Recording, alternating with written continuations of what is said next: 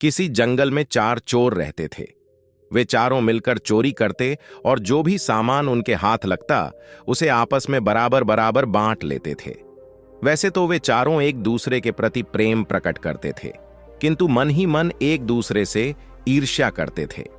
वे चारों अपने मन में यही सोचते थे कि यदि किसी दिन मोटा माल मिल जाए तो वह अपने साथियों को मारकर सारा माल हड़प लेगा।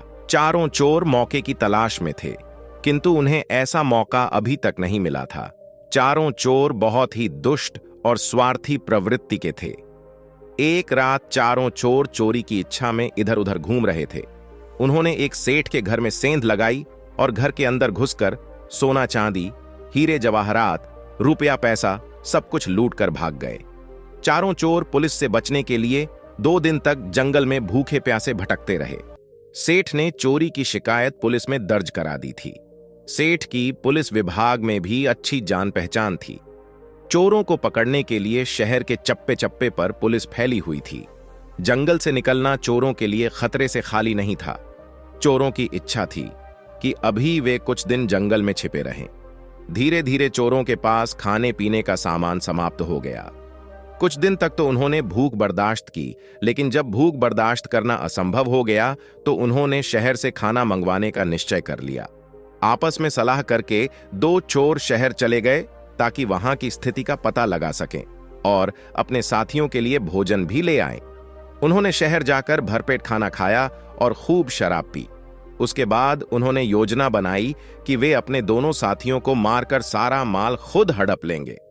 दोनों ने योजना को अंजाम देने के लिए खाने में जहर मिला दिया और जंगल की ओर लौटने लगे। दोनों चोर अपने अपने मन में यही सोच रहे थे कि खाना खाकर जब वे दोनों मर जाएंगे तो मैं इसे भी मार दूंगा और सारा माल हड़प कर अमीर बन जाऊंगा। उधर जंगल में उन दोनों चोरों ने खाना लेने गए हुए साथियों को मारने की योजना बना ली। वे भी उन्हें मारकर सारा धन हड़प लेना चाहते थे। जब दोनों चोर शहर से खाना लेकर आए तो जंगल में ठहरे हुए चोरों ने अपने साथियों पर हमला कर दिया और उन्हें मौत के घाट उतार दिया। अपने साथियों की हत्या करके वे दोनों चोर आराम से खाना खाने बैठ गए। खाने में पहले से जहर मिला होने के कारण वे दोनों भी तड़प तड़प कर मर गए। इसलिए कहते हैं कि बुरे का अंत हमेशा बुरा ही होता है। शिक्षा। इस कहानी से हमें यह शिक्षा मिलती है कि मनुष्य को बुरे काम नहीं करने चाहिए, क्योंकि बुरे का अंत बुरा ही होता है।